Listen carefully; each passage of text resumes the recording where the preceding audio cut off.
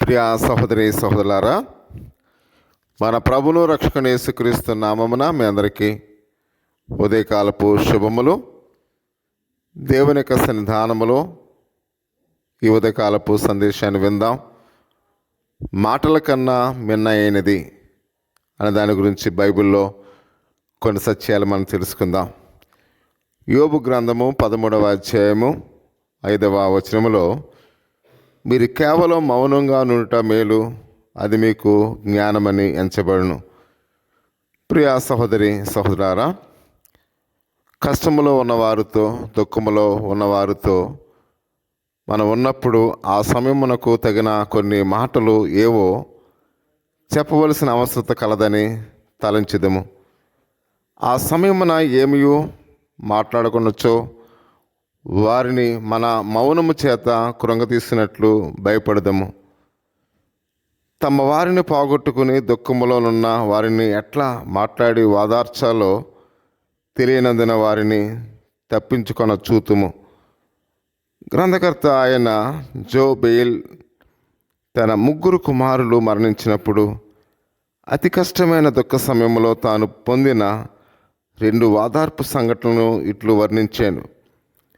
ప్రియా సహోదరి సహోదరుడా, ఒక అతను వచ్చి దేవుని సమర్థింపులు వివరించుచు అవి ఎందుకు జరుగునో, మరణానంతరము నిరీక్షణ ఏంటో ఎడతెరిపి లేకుండా మాట్లాడసాగాను.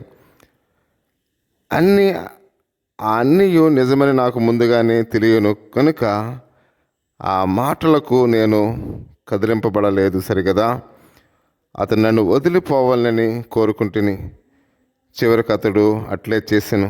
ప్రియా సహోదరి సహోదరుడా, మరొక అతను వచ్చి నా పక్కనే కూర్చుండి ఆయన ఏమీ మాట్లాడలేదు, ఎట్టి ప్రశ్నలు అడగలేదు, కేవలం నా ప్రక్కన 1 గంట అంతకు మించి కూర్చుని నేను చెప్పే మాటలను వినసాగాను.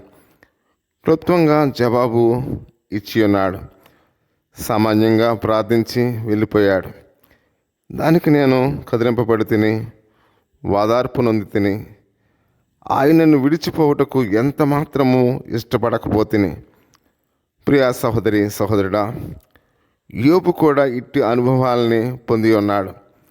అతని దుఃఖములో తన స్నేహితుల నుండి మౌన వాదార్పును ఎంతగానో వాచించి ఉన్నాడు.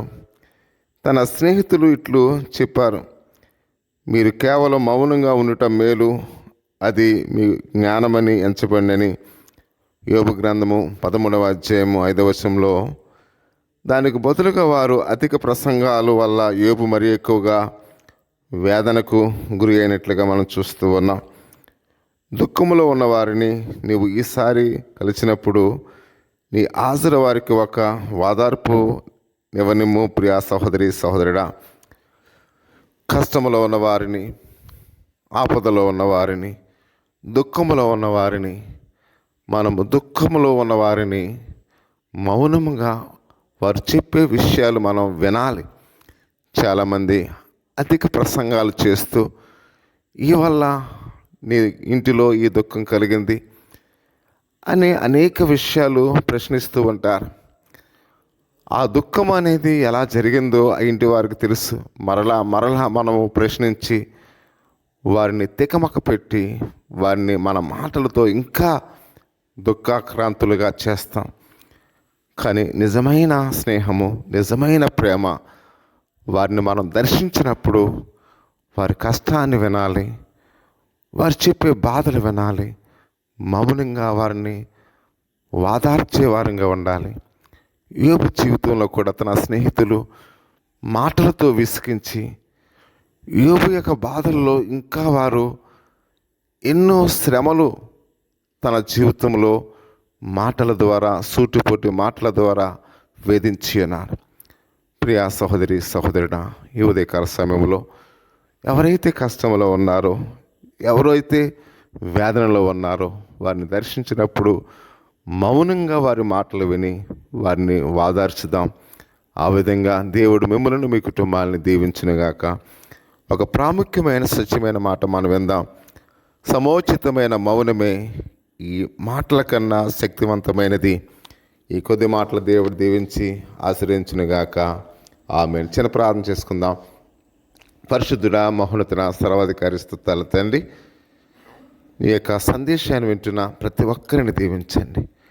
మాటల కన్నా మిన్నయైనదని ప్రభువా, ఎవరైతే మా పొరుగు వారిని మేము వాదార్చాలో, మేము మౌనంగా వారి కష్టాలు విని వారికి వాదార్పును, ఆదరణ కలుగు చేసినట్లు మంచి మనసును కలుగు చేయమని ఈ ఉదయకాల సమయంలో నీ సందేశాన్ని వింటున్న ప్రతి ఒక్కరిని కూడా దీవించమని మా ప్రభువును రక్షకుని యేసుక్రీస్తు నామములో ప్రార్థించి వేడుకొనుచున్నాం పరమ తండ్రి. ఆమేన్. మన తండ్రి అయిన దేవుని యొక్క ప్రేమ, కుమారుని యేసుక్రీస్తు కృప, పరిశుద్ధాత్మని యొక్క అన్యోన్య సహవాసము ఇప్పుడు ఎల్లప్పుడూ ప్రవచ్చి పర్యంతరము ప్రార్థిస్తున్న మనకును సర్వలోక పరిశుద్ధులకును తోడే నడిపించునుగాక. ఆమేన్, ఆమేన్, ఆమేన్. God bless you one of all. Thank you.